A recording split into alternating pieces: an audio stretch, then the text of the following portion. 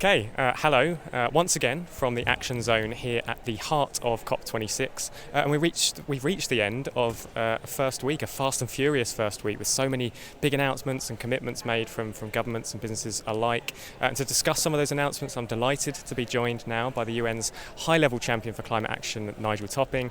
Nigel, hello. Talk us through this kind of first week. Any particular announcements, commitments, discussions really stood out to you? Well, I think first of all, we've long been hoping that we can move from negotiations to implementation, and of course there's still important negotiations going on. But for me, the exciting thing about week one, this is really all about solutions, implementation. What are people actually doing in the next few years, not just what they're promising that someone else is going to do in 20, 30 years. I mean, big moves, a lot more commitments on phasing out coal, both government and private sector and private finance. A lot of really substantive moves to eliminate agricultural commodity-driven deforestation, again, from value chains and from portfolios. And so when governments, finance and businesses all align on the same targets, then you start to have more confidence that they're going to be implemented. Really energy, finance, deforestation would be the things that really stood out for me last week. Any areas missing, anything where you would have liked to have seen more progress or you're hoping to see come out of the second week? One thing I forgot first is I think a really big deal last week was some real evidence of a very quick acceleration in investment in green hydrogen. Not just blah blah green hydrogen 2040, but how many gigawatts of green hydrogen are being committed, electrolyzers are being committed to being installed in the next 5 years. It's gone up from 25 gigawatts to 45 with a plan to get to 80 by 2027 and 800 by 2030. That means green hydrogen's out-competing fossil fuels in all sorts of important areas. So that's energy. Yeah, next week, I think Monday is Resilience Day. So that's going to be really important. There's been a bit of a sort of tech frenzy the first few days and finance, but resilience is at the heart of a lot of the tensions here. We need more finance for adaptation and resilience. For many people, resilient in vulnerable communities, resilience is more of an issue. I mean, they're not really emitting much, so resilience is more of an issue. So I think we're having a resilience hub here in the pavilions for the first time, which is great. Transport, it'd be interesting to see what we hear about. Another nail in the coffin of the internal combustion engine, hopefully. And cities and regions and the built environment. So both the power of the mayor and the governor as a political force for change, which I think continues to rise up, and particularly how do we deal with embodied carbon in buildings. And then of course today's Nature Day, land-based nature. Yesterday we talked about oceans and water, but so I think a lot to come still, and I hope that we keep still seeing this combination of civil society pressure, private sector movement and public sector policy all converging in the same direction. But on any of the presidency or the high-level champion stages, the only businesses that get a leadership posting, if you like, are the ones who are in the race to zero, who've committed to a science-based target, who've committed to playing their fair share in halving emissions this decade. That's a big difference, right? That not barrier to entry, because people can get entry, anyone's free to come on with any delegation that they can get access to, but a barrier to what is considered leadership. We've been very, very clear, and that's why all the businesses on the presidency or champion stage have really committed to the race to zero.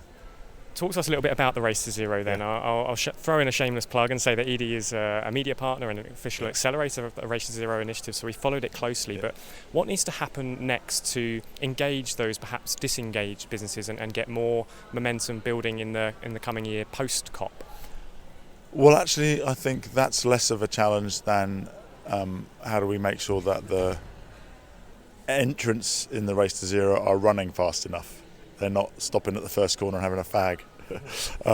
So because we've got so many partners all around the world, NGOs, business organisations, chambers of commerce, the UK embassies all around the world have been amazing. I think the momentum, it's starting to become very awkward for a business not to be in the Race to Zero. I mean, a listed company in the UK now knows from Rishi Sunak's announcement they're going to have to publish a net zero transition plan. So I think rather than the growth of entrants in the race, which I think is pretty guaranteed now because of policy, civil society and investor pressure, and because of all the partners we've got driving that, the real issue is how do we make sure that, you remember the Race to Zero requires 4 Ps: pledge, yeah, and then plan, and then proceed and publish. So we've heard all the pledges, great, tick. Now's the time for seeing all the plans. Like, okay, great. What are you actually going to do in the next 5 years? And then show us that you're doing it and publish the progress. And through the consultation process we've been through, we're exploring how we add a fifth P, like policy. Like, show us that your public affairs work, your lobbying, is not going in a different direction from what you said you're committed to. So your direct lobbying, but also through industry bodies. So I think I think we've got an amazing community that's driving growth in the pledging. What we really be focused on is the planning and the proceeding and the publishing and the policy.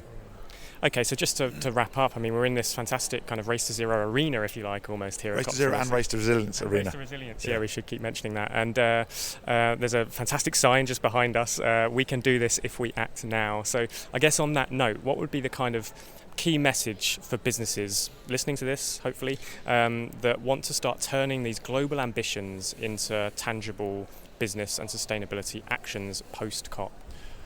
Well, for every sector of the economy, we have a pathway which gets us to 1.5. The Marrakesh Partnership, which Gonzalo and I, hundreds of partners we work with, NGOs, business groups, think tanks, scientists, have published the third generation of those now.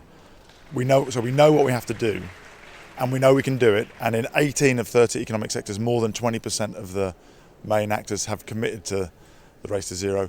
So publish your 5-year plan. What are you going to deliver by 2025? And then demonstrate that your CapEx and your OpEx are aligned with that.